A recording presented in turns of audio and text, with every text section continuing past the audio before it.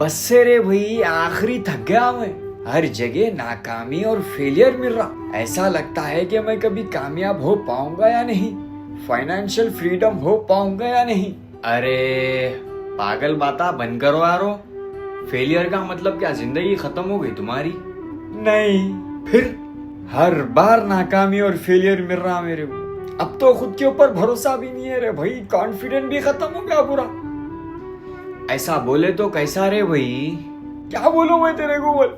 हमारा काम तो बस काम करना है।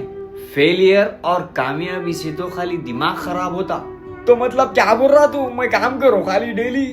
फिर यारो, तुम ऐसा फेलियर से डरे तो तुम्हारे सपनों का क्या होगा? सपनों के बिना जिंदगी जीना बोले तो ये भी कोई जिंदगी जीना है यारो? बोलो तुम खुद ही। हमेशा सीखते रहना और आगे बढ़ते रहना, जिंदगी का नाम यही है। हमेशा सीखते रहो, आगे बढ़ते रहो, समझे तुम? हर दिन काम करना।